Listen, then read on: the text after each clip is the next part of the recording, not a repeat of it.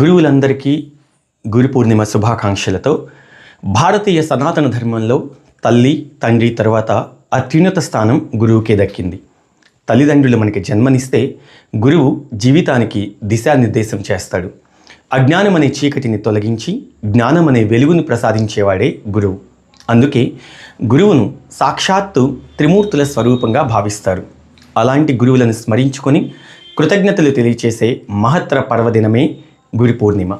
ఈ సంవత్సరం జూలై 29 బుధవారం గురు పూర్ణిమ సందర్భంగా ఈ పర్వదినం ఆధ్యాత్మిక విశిష్టత, పురాణ నేపథ్యం, పూజా విధానం గురించి ఇప్పుడు తెలుసుకుందాం. తెలుగు పంచాంగం ప్రకారం ఆషాఢ శుద్ధ పౌర్ణమి రోజున గురు పూర్ణిమని జరుపుకుంటారు.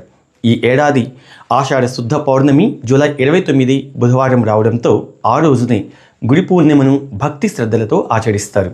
గురు పూర్ణిమను వ్యాస పూర్ణిమ అని కూడా పిలుస్తారు. వేదాలను 4 భాగాలుగా విభజించి మహాభారతం రచించి అష్టాదశ పురాణాలను లోకానికి అందించిన మహర్షి వేదవ్యాసుడి జన్మదినాన్ని పురస్కరించుకొని మనం ఈ పర్వదినాన్ని జరుపుకుంటాం. మన సంస్కృతిలో గురువును త్రిమూర్తుల స్వరూపంగా వర్ణించారు. గురుర్ బ్రహ్మ, గురుర్ విష్ణు, గురుర్దేవో మహేశ్వర, గురు సాక్షాత్ పరబ్రహ్మ, తస్మై శ్రీ గురవే నమః. గు అంటే అంధకారం, రు అంటే తొలగించేవాడు. అజ్ఞానాన్ని తొలగించి జ్ఞానాన్ని ప్రసాదించేవాడే గురువు. అందుకే గురువు అనుగ్రహం లభిస్తే జీవితంలో విజయం, వివేకం, ధర్మబుద్ధి కలుగుతాయని శాస్త్రాలు చెబుతున్నాయి. ప్రాచీన భారతదేశంలో విద్యాభ్యాసం గురుకుల విధానంలోనే సాగేది.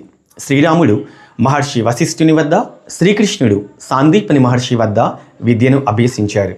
రాజులు, చక్రవర్తులు కూడా తమ పిల్లలను గురుకులాలకు పంపి విద్య, వినయం, ధర్మం నేర్పించేవారు.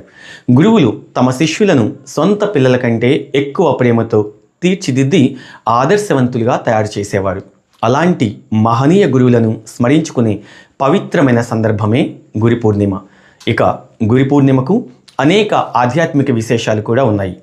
ఆదియోగి పరమశివుడు ఈ రోజునే సప్తర్షులకు యోగ జ్ఞానాన్ని బోధించాడని శైవ సంప్రదాయం చెబుతుంది. ఇక దత్తాత్రేయ స్వామి తన శిష్యులకు జ్ఞానబోధ చేసిన రోజు కూడా ఇదేనని దత్త సంప్రదాయ గ్రంథాలు పేర్కొంటాయి. వేదవ్యాస మహర్షి జన్మదినం కూడా ఆషాఢ పౌర్ణమి రోజే. వేదాలను 4 భాగాలుగా విభజించిన ఘనత కూడా వ్యాస మహర్షిదే. ఈ కారణాల వల్లే ఆషాఢ శుద్ధ పౌర్ణమి రోజును గురు పూర్ణిమగా అత్యంత పవిత్రంగా ఆచరిస్తున్నారు. వ్యాస మహర్షి, దక్షిణామూర్తి, దత్తాత్రేయ స్వామి వారిని భక్తి శ్రద్ధలతో ఆరాధించాలి. శాస్త్రాల ప్రకారం గురువు అనుగ్రహం ఉంటే జ్ఞానం, వివేకం, ధైర్యం, ఆత్మవిశ్వాసం, ఆధ్యాత్మిక పురోగతి లభిస్తాయి. జీవితంలోని అడ్డంకులను అధిగమించి సత్పథంలో నడిపించే శక్తి గురువు ఆశీర్వాదంలో ఉందని సనాతన ధర్మం విశ్వసిస్తుంది. అందుకే గురు పూర్ణిమ రోజున గురువులను స్మరించడం, వారి ఆశీస్సులు పొందడం, జ్ఞానానికి నమస్కరించడం ప్రతి ఒక్కరి జీవితాన్ని సార్థకం చేసే ఆధ్యాత్మిక ఆచారంగా భావించబడుతోంది.